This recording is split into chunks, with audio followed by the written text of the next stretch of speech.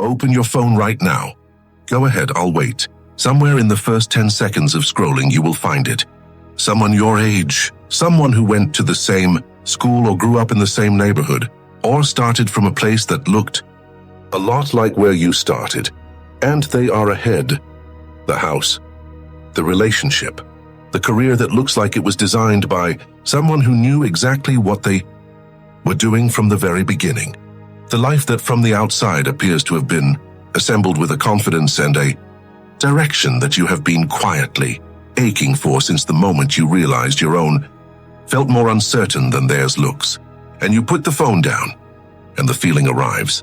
Not anger exactly, not jealousy in the clean version of that word. Something quieter and more personal than either of those things. A specific and exhausting internal question that has been following you for years. Why am I so far behind? I am going to tell you something that nobody in your life has said to you directly. You are not behind. But the reason you feel like you are is one of the most psychologically damaging things that can happen to a person. And it is happening to millions of people right now in real time. And Carl Jung, who spent decades studying the specific psychology of people who feel lost inside their own lives, mapped exactly what it does to you and exactly how it stops. Stay with me, because the answer is coming. But first you need to understand what is actually happening. Here is the truth about what you are comparing your life to. It is not real. Not in the way your nervous system is treating it. Every curated image, every milestone announcement, every version of someone else's life that arrives through your screen is not the life. It is the performance of the life. The specific moments selected from the full experience, because they are the moments that generate a particular response. But your nervous system does not process it that way. Your nervous system processes it as evidence, as data about where other people are relative to where you are. And because the data is selected for the best moments, your brain is running a comparison between the full unedited version of your life, including every doubt and delay and detour, and the highlight reel of everyone else's. Jung called this shadow projection in reverse. Instead of projecting your suppressed qualities onto others, you are receiving their projected success and measuring your reality against it. It is an unfair comparison that produces a genuinely devastating result. The persistent and deeply inaccurate conclusion that you are failing at a race you were never actually running. Wait, because what I am about to tell you explains why this feeling keeps coming back no matter how much progress you make. Here is the specific psychological mechanism. The comparison does not just make you feel behind. It makes you feel behind in ways that are specifically calibrated to your deepest fears about yourself. Because you are not comparing your life to a stranger's. You are comparing your life to the version of your own potential that you are most afraid you will never reach. The person on your screen is not the threat. They are the screen, onto which you are projecting your own unresolved relationship with your own direction, your own timeline, your own sense of whether you are moving fast enough towards something worth moving toward. Jung would ask you one question about the people whose lives make you feel most behind. Not what do they have that you want. What does their life represent about yours that you have not yet reconciled? The answer to that question is far more specific than envy.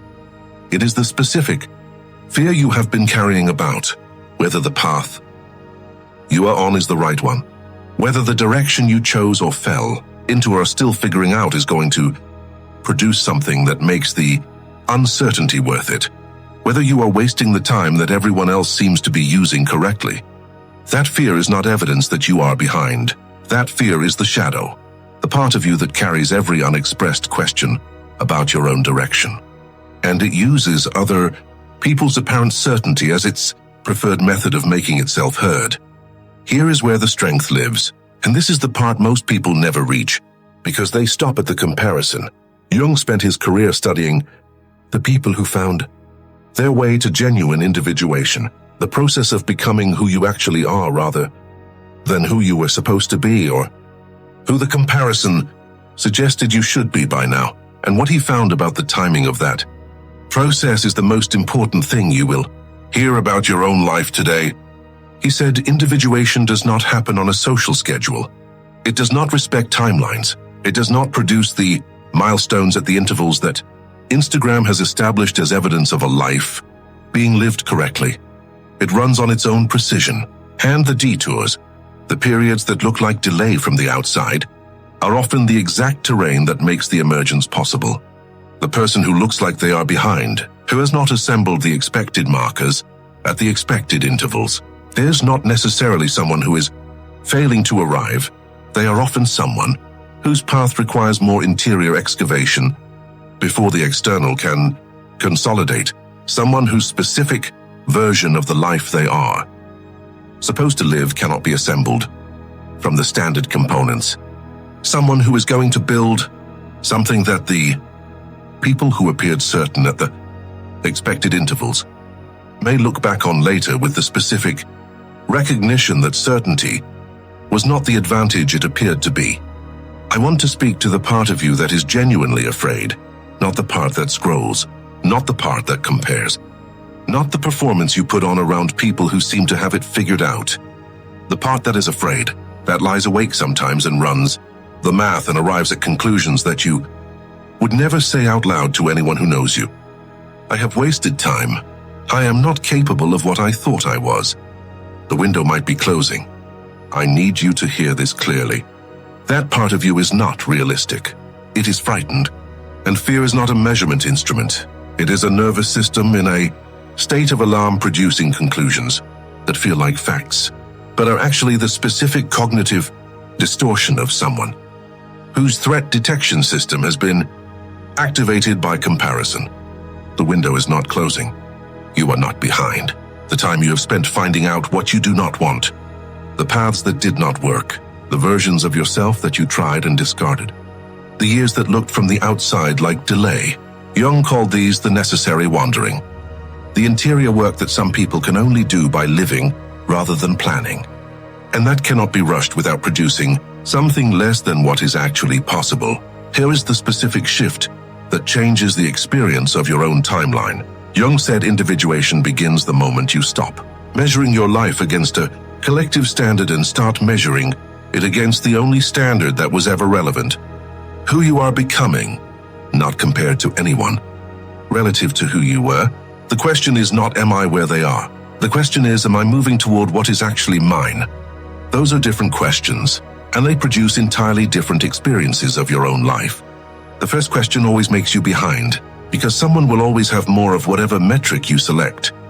The second question makes you present, in the specific life that is actually unfolding, in your actual direction, at your actual pace, which is not wrong, it is yours. And the people who appear most certain from the outside are often the ones who decided early on to stop asking the second question and to commit to the first, which is efficient and which produces a kind of life, but not necessarily the one you would choose.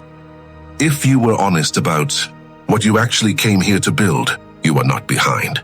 You are in the specific process of becoming someone whose life could not be assembled from the standard components. And that is not a deficit. It is a different kind of ambition. The kind that does not always look like progress from the outside, but that Jung documented in person after person as the specific path that produces the most genuine version of an actual life. Your timeline is not wrong. It is yours, and that is not less than anyone else's. It is the only version that was ever actually available to you.